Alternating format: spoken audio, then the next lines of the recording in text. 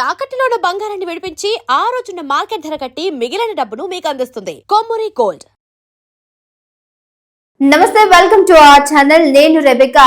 మీ అందరికి ఇప్పుడు ఒక మూవీ చూపించబోతున్నాను. నేను మూవీలో కూడా ఇలాంటి యాక్టింగ్ ఉంటుందో లేదో తెలియదు, కానీ ఈ సీన్ చూసిన తర్వాత కమల్ హాసన్ అసలు ఎన్ని షేడ్స్ ఉన్నాయరా నీలో అనేది నిజంగా ఇవిడికి వర్తిస్తుందా లేదా అనేది ఫస్ట్ వీడియో చూసిన తర్వాత మాట్లాడుకుందాం. ప్రేమలేఖల పద్మనాభం గారు, అసలు మీరే రాసారా ఈ లెటరు? మిమ్మల్ని ప్యాలెస్ లో వంగోబెట్టి మీ వీపు మీద ఎవరన్నా చిప్పు దొబ్బినోడు ఇంకొకటి రాసాడా అర్థం కావట్లేదు. సినిమాల్లో ఒక ఆయన ఉంటారు సునిశ్చిత్ అని, రాజకీయాల్లో మీరు పద్మనాభం గారు కొత్త సునిశ్చిత్ లా తయారయ్యారు. ఇప్పుడు మీరు వీడియోలో ఒక వాయిస్ విన్నారు కదా, ఆ వాయిస్ ఎవరు కూడా మోడ్యులేషన్ చేసో లేదంటే మార్ఫింగ్ చేసో వీడియోని ఇక్కడ పెట్టో ప్లే చేయడం లేదు. స్వయాన ముద్రగడ గారి కూతురు అయినటువంటి క్రాంతి మాట్లాడినటువంటి మాటలు, ఏదైతే నా కూతురు నేను పోయినా సరే కనీసం నా భౌతిక గాయాన్ని కూడా చూడకూడదు, చివరి చూపు కూడా దక్కకూడదు అంటూ చనిపోయే ముందు మరణ వాగ్మూలం లాంటి ఒక వీడియోని రిలీజ్ చేసినటువంటి ముద్రగడ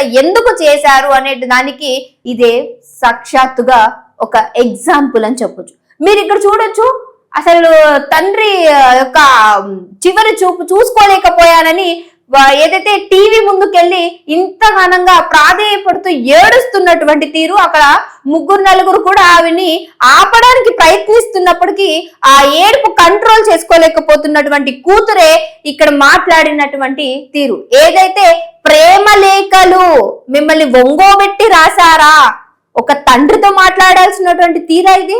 అంటే పదవిలో వ్యతిరేకతలో ఉంటే మాత్రం తండ్రి గురించి మాట్లాడాల్సినటువంటి తీరా.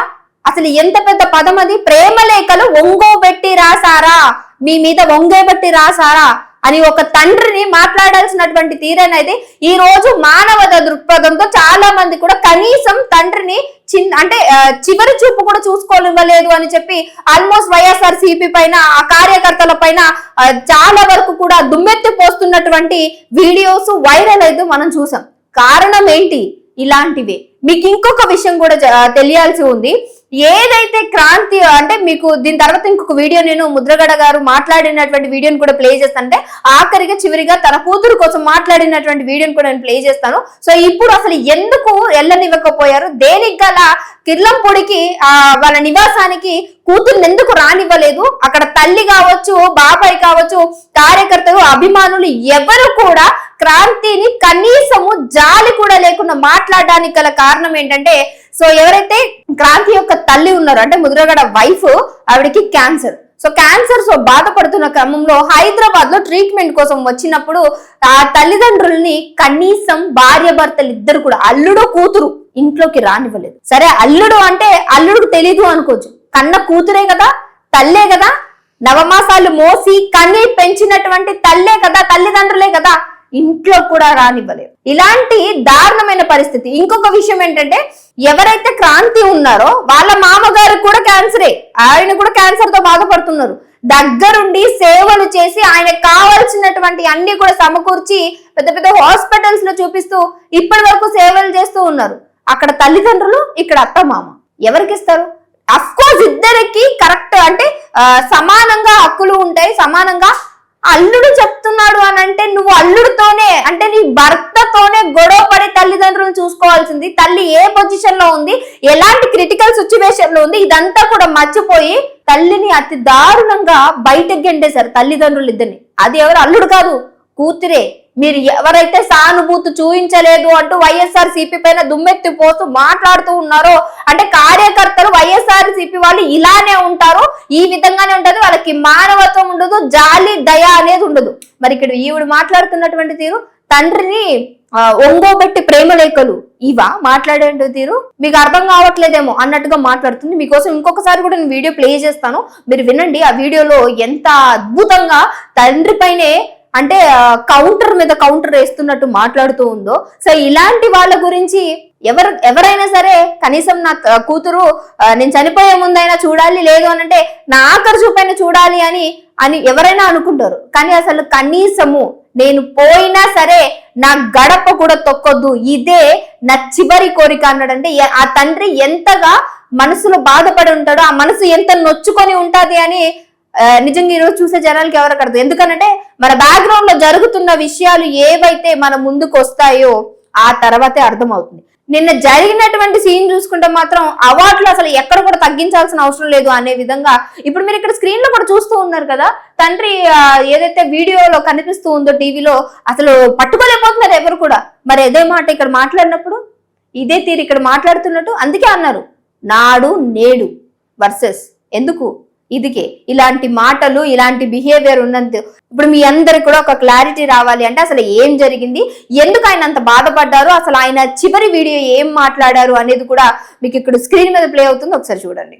ఈ అమ్మాయి మాంగారికి క్యాన్సర్ వచ్చింది. 3 నెలలు నేను రాజమండ్రి హాస్పిటల్ రోజు వెళ్ళి వైద్యం చేయించాను. ఈ అమ్మాయి 3 వారానికి 10 రోజులు వచ్చి కూడా చూడడానికి అలో అంతే. వీళ్ళు సేవ చేశారట తల్లి. నా కొడుకు 24 గంటలు నా సేవ చేస్తుంటే ఏడుతూ ఉన్నారు వీళ్ళు. నా భార్యకి క్యాన్సర్ వచ్చిందండి హైదరాబాద్లో, సర్జరీ చేయించానండి.